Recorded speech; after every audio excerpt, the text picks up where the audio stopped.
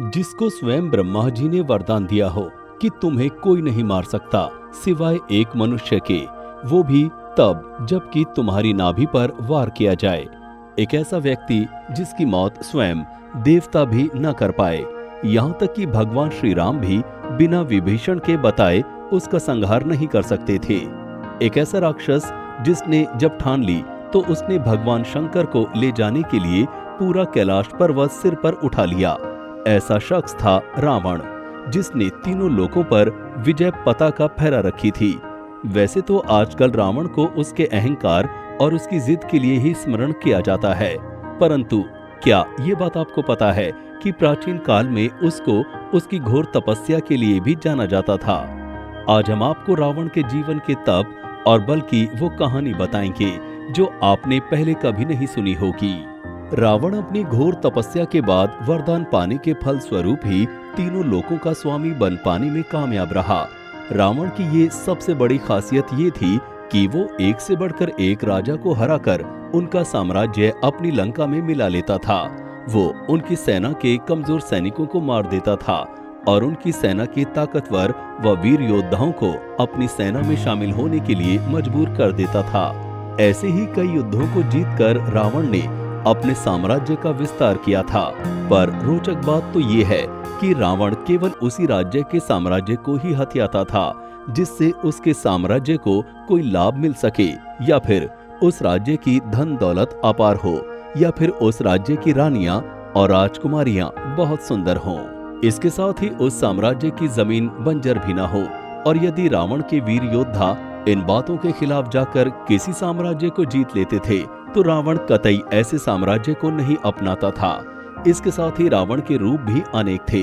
वो एक असुर होने के साथ ही एक महाज्ञानी पंडित भी था।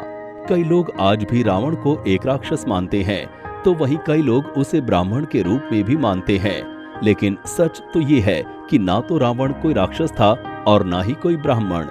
बात तो ये है कि रावण के पिता तो एक ब्राह्मण थे, परंतु उसकी माता एक राक्षसी थी, तो रावण को एक ब्रह्म राक्षस कहना ही उचित होगा।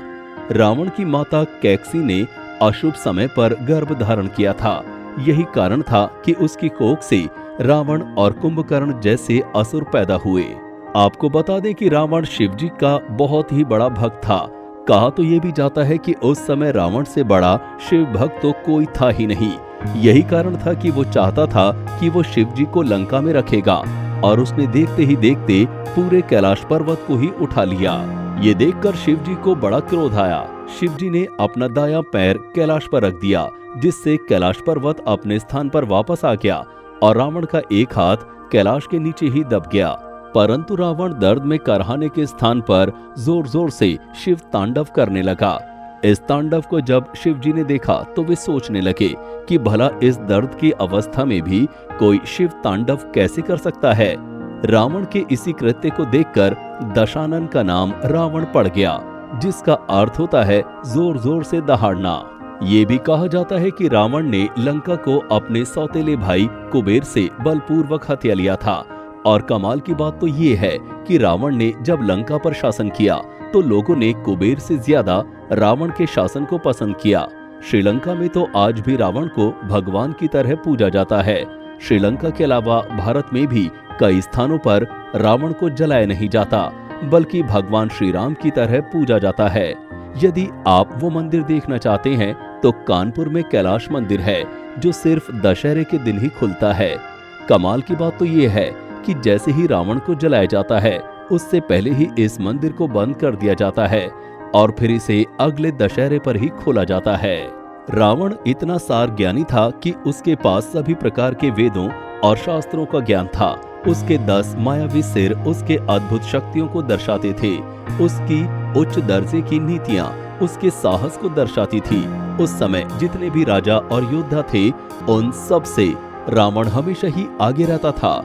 उस समय तो किसी भी राजा के पास कोई विमान नहीं था, पर रावण के पास तो कई सारे पुष्पक विमान थे। ये सभी पुष्पक विमान रावण ने अपने सौतेले भाई कुबेर से हथियाए थे, और ये सारे पुष्पक विमान स्वयं ब्रह्मा जी ने कुबेर को दिए थे। इन पुष्पक विमानों की एक खास बात ये थी कि इनको अपने इच्छानुसार छोटा या बड़ा किया जा सकता था। और इन विमानों की गति को भी अपनी इच्छा के अनुसार घटाया या बढ़ाया जा सकता था। आपको बता दें कि रावण ने इन विमानों के लिए 4 हवाई अड्डे भी बनवाए थे। पहला हवाई अड्डा था तोतुपोला कांडा, दूसरा गुरु लुपो था, तीसरा वारियापोला और चौथा था उसानगोडा। चौथे हवाई अड्डे को हनुमान जी ने लंका दहन के समय जलाकर नष्ट कर दिया था। जब हनुमान जी लंका दहन कर रहे थे तो रावण के बेटे मेघनाद ने छोटे भाई अक्षय को हनुमान जी से लड़ने के लिए भेज दिया था और उससे बोला कि तुम्हें अपने आप को साबित करने का इससे अच्छा अवसर नहीं मिलेगा। अक्षय भी हनुमान जी से लड़ने के लिए मैदान में उतर गया, पर ये बात रावण को भली भांति पता थी कि अक्षय हनुमान जी को नहीं हरा पाएगा। इसीलिए रावण ने अक्षय को कई बार रोका, पर वो नहीं रुका।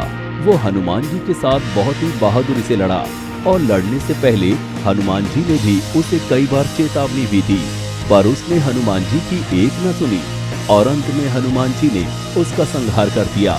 इससे रावण को बहुत क्रोध आया, पर उसने पहले ही ये सब भांप लिया था। अब अगर बात करें रावण की स्मृति की, तो आप सोचकर हैरान रह जाएंगे कि रावण जो कोई ग्रंथ या पुस्तक एक बार पढ़ लेता था तो वो उसे कभी भी भूलता नहीं था। इसीलिए रावण ने अपने जीवन काल में कई पौराणिक ग्रंथ और किताबें लिखी।